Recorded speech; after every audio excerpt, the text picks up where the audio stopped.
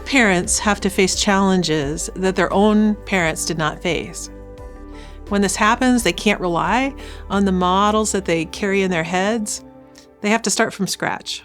And at this moment, this is true above all in one area, the use of new technologies.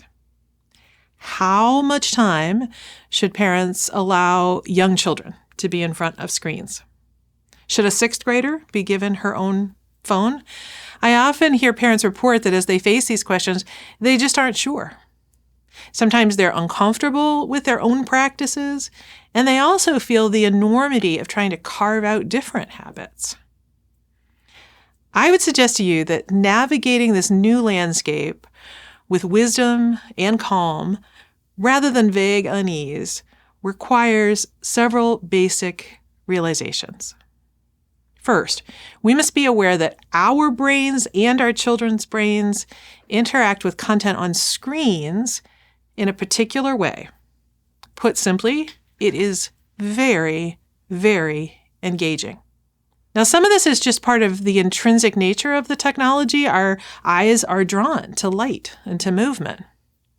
But we need to know also that the designers of these screen possibilities self-consciously design what they call persuasive technology. They use the best insights into human psychology to keep users engaged at maximal levels and for maximal amounts of time.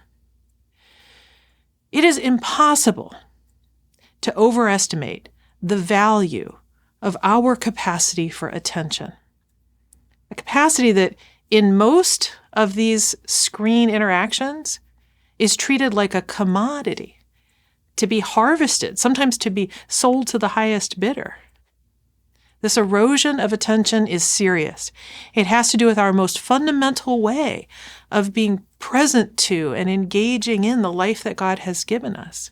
It can directly affect our relationship with God if we believe philosopher Simone Weil, who argued that prayer consists of attention.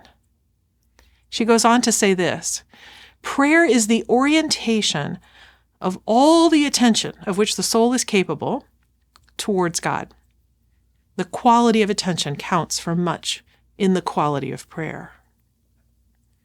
What then can parents do? 2 fundamental strategies. First, parents have to give careful thought to limiting screens. They can set up ground rules that apply to the whole family.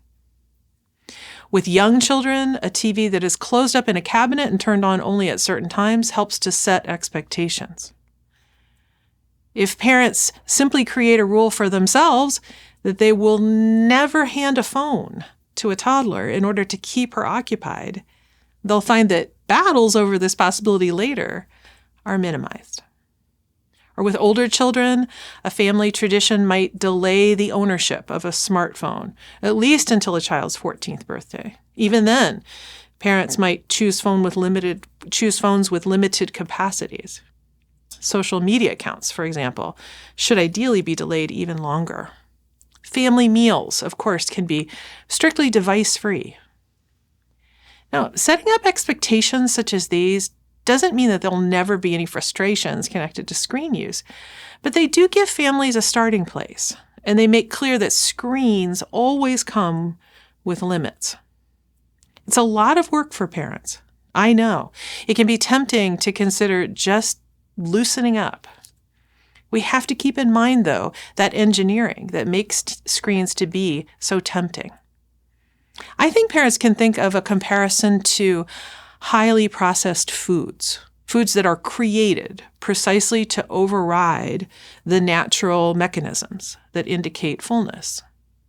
So, just as parents often choose to limit the availability of those kinds of foods in their home, in the same way they have to limit screens. This focus on setting up an environment makes it possible for parents to monitor the environment rather than monitoring the children directly. Monitoring an environment is much less likely to create anxiety and conflict. And the analogy to food helps us think even further. Of course, one of the most essential responsibilities of a child is to feed their parent. But most parents don't offer bags of potato chips for breakfast or set out big bowls of candy in the middle of the living room. In the same way, limiting screens, including access to the internet, to social media, etc., has to be the norm from which parents begin. Children also can be involved in these discussions, and they should be once they reach their tween or teen years. When they're younger, parents simply make the decisions for them. But as children age, parents can invite them in small steps to begin to take on that role.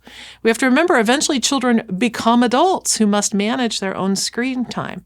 And so the responsibility of parents is to coach, to mentor them as they move into that role. A second big task for parents is to limit specific content that children might encounter on screens. I think it's very easy here to think of the worst examples. But other possibilities, carefully filtered images of perfect faces and bodies might not seem dangerous at first, but over time, they can foster painful kinds of self-criticism. We know this is especially true for girls.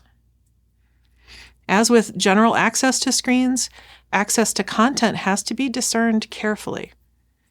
I would submit to you that full access to the internet, for example, is appropriate only in the later stages of the teen years or in young adulthood. As I said, it's not easy, and in all of this, parents have to strike a balance between vigilance and trust. It's simply not possible to guarantee that a child will never have access to any inappropriate content.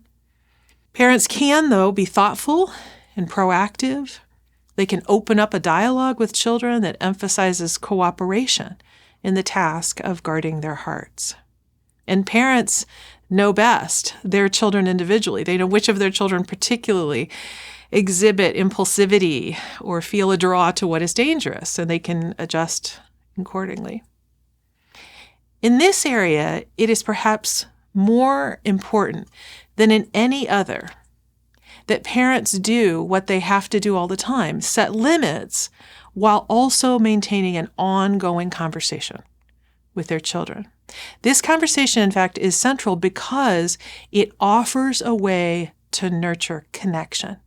And the counterbalance to the world of online content is a home that provides a rich environment of human connection, where we can ask questions and offer ideas, where we can take up meaningful tasks. Sometimes these can actually include technology. At our house, for example, listening to audiobooks together has sometimes been a fruitful way to pass time, sometimes even while parents and children work together. But other resources are well worth investing in. Art and craft supplies, musical instruments, curated collection of books, favorite board games, and a kitchen that's available within certain limits for children to use. When a screen-free space is carved out, parents might actually be surprised how eager their children are to explore some of those options. Now, there's a final concern related to screens: the way in which they can open children up to unhealthy forms of contact, whether with those they know or with strangers. The most common of these usually involve bullying of one kind or another, particularly between the ages of 11 and 15. When children are beginning to establish new kinds of independence, parents have to be proactive here. They have to speak to their children about what bullying is, and they have to do what they can to maintain ongoing communication. They can support and coach their children when they deal with minimal bullying, but when bullying is repeated or serious, they can also take steps to close ranks with their child's school or with other parents. Even more sinister encounters are, of course, also possible. The reality of online predators requires parents, especially parents with children in that age range of 11 to 15, to be alert to this danger and to be speaking to their children, both about online safety and about red flags to be aware of.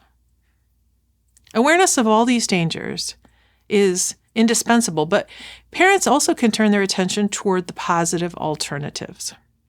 Above all, as I've noted, there is one antidote to the dangers of these unhealthy online connections: warm and stable connections with parents and with other trusted adults.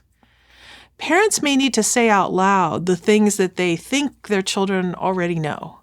You can come to me with anything. We can always figure it out together.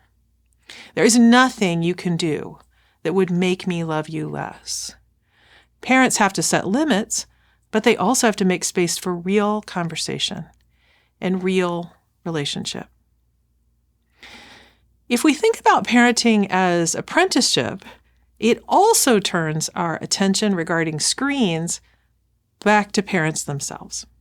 Are we modeling healthy involvement with screens? It's essential that in this ongoing work of figuring out how to use screens wisely and well, parents should begin with themselves. Navigating technology is no small undertaking. It takes energy and tenacity. But as parents work together, as parents connect with their children and invite their children into the work as well, it can be done.